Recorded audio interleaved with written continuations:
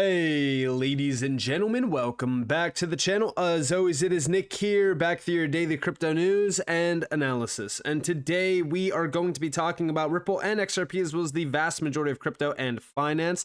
And with that being said, I hope that you're all having a beautiful day or a beautiful night, wherever you guys are out there in the world. So, with all of that in mind, as we look at what the SEC has been trying to accomplish, what they've been trying to do, for the longest time, the narrative was, all right, well, the SEC is going after all these players to give control over to Wall Street. They want the big banks in charge. They want to control the space. And although that is a very easy way to say, yeah, the SEC is doing this because of X, Y, and Z, I don't necessarily believe that that is the case. Are they trying to kill crypto? We don't know. But we know back in April, Uniswap got a Wells notice. In fact, Hayden from Uniswap gave us a full breakdown regarding the entire situation, and we actually addressed this. We talked about it back in April. Well, yesterday, we got a big update regarding Robinhood actually being targeted by the SEC as well, warning over alleged securities violations. And it's just so funny that this is still ongoing. Now, a lot of the projects that they mentioned are securities, are like Solana, Polygon, and even ADA. Now, everyone is outraged by this. Everyone is, all up in arms about it. But if you guys remember when XRP got targeted, when Ripple got sued, I remember a lot of cheering going on social media. This is the issue, right? We are so short-sighted to the idea that, oh, this is not a big deal at all. But we forget about the macro, the long-term effects of what the SEC is attempting to do. Now we are seeing the can of worms that was open back in December of 2020. And now we're seeing the after effects of all of it. So everything now is essentially a security, if you will, if you look at the SEC. And it's just crazy that this is still ongoing today, roughly almost 4 years later. It's going to be 4 years this December. And it's 4 years later, pretty much, after the Ripple and SEC lawsuit got announced. Why is there no clarity? Why is there no transparency? What is going on here? And then also Coinbase on May 5th. They actually faced a new lawsuit over alleged investor deception as well. The lawsuit claims that Solana, Polygon, Near, Decentraland, Algorand, Uniswap, Tezos, and even XLM are securities. So now even like all of these projects are now being claimed as a security. And it's crazy to me. It's crazy to me that the SEC even has any sort of power over this market at all. Congress needs to step in. Congress needs to stop dragging their feet. I'm going to talk about that. I'm going to address that as well. But let me know what you guys think about this down in the comments below. Me personally, whenever I see these claims about how these tokens are securities, I pretty much do the opposite of what everyone is expecting us to do, which is sell.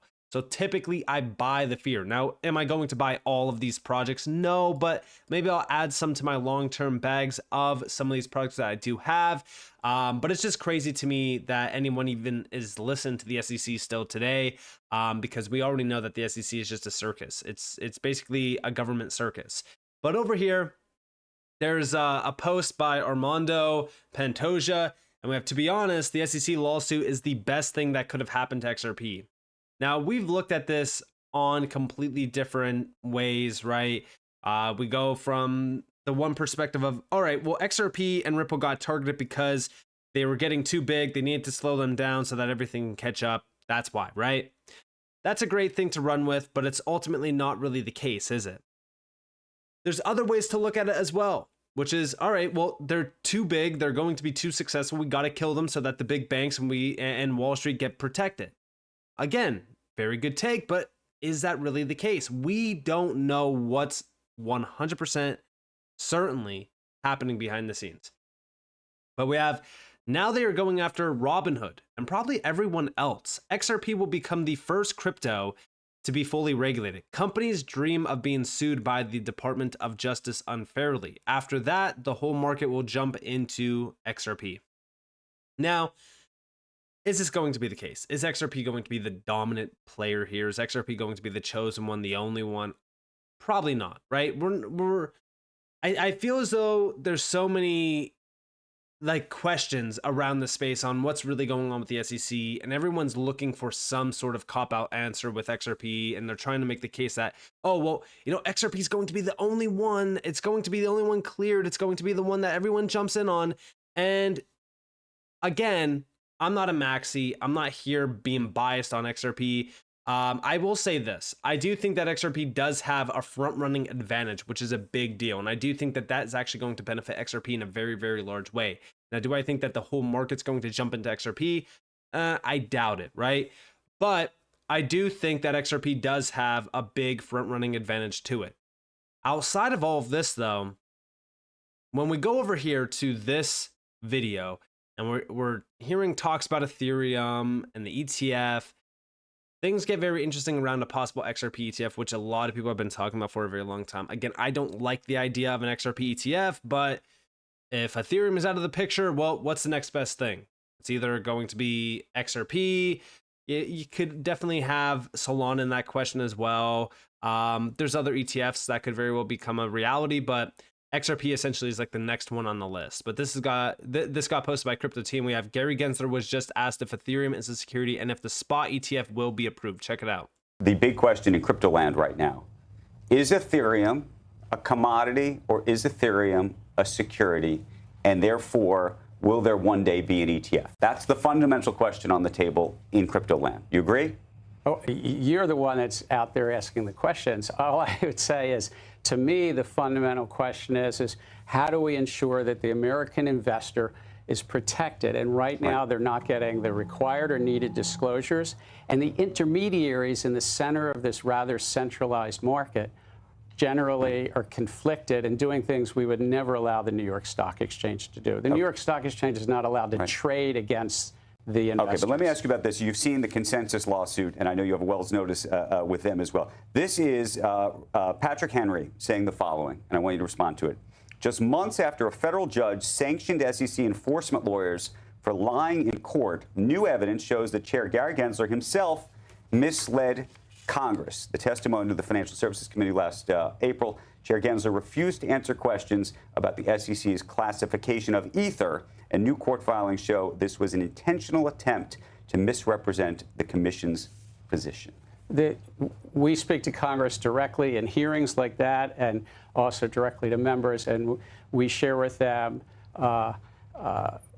accurately what we're doing so that the viewers can also understand we don't speak about whether we have an investigation or whether we don't have an investigation, and we don't speak about whether somebody is, in our opinion, not following the law unless we actually bring a case. So we stay quiet on many questions that you might ask at this live interview or even but ultimately, should investors, a congressional hearing. There's a lot of folks who bought Ethereum expecting that one day there will be potentially an ETF and that it will be considered a genuine security that's tradable on these exchanges. Will that happen?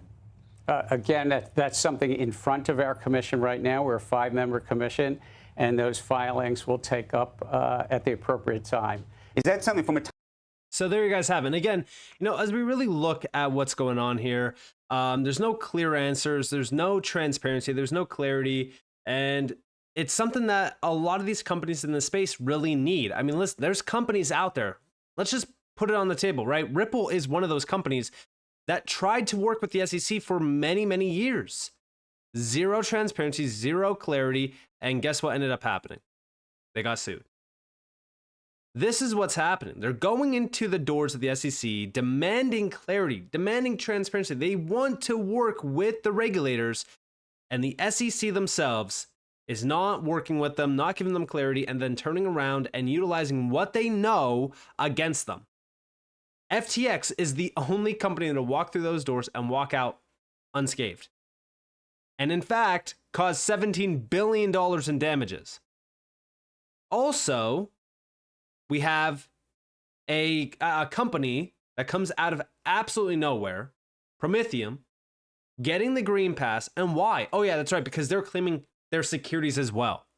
You can clearly see what the SEC is doing here. They're picking winners and losers, and they are also deciding the fate of crypto by promoting the idea of securities. They're all securities, not currencies, nothing else, securities. But this was the huge one. Just in SEC versus Ripple update, the SEC is now coming for the Ripple stablecoin next. Ripple's primary business continues to be, as it has been since 2013, unregistered sales of XRP. It also plans to issue a new unregistered crypto asset. SEC court documents are saying. It appears the SEC is addressing the Ripple stablecoin, claiming this asset as an unregistered security before launch or details have been disclosed. USA crypto regulation is out of control. Are you concerned about the SEC approach to digital asset regulation in the USA? And yeah, this is absolutely insane. This is like, are we surprised at this point? No. Are we disappointed still? Yes. Is it disgusting? Yes. Is USA innovation dying, being killed from within? 100%. Over here, we have Tom Emmer, May 7th. Now, listen, these congressmen, I have a huge problem with them. They love to play the story, right? Meaning they love to go on stage and put on the suit and tie, their costume, right? And they like to play a role. And Congress, for the last three years or so, they've been playing this role of a group of individuals that don't know what the hell they're even talking about, essentially. And they don't want to do anything. Zero action, all talk.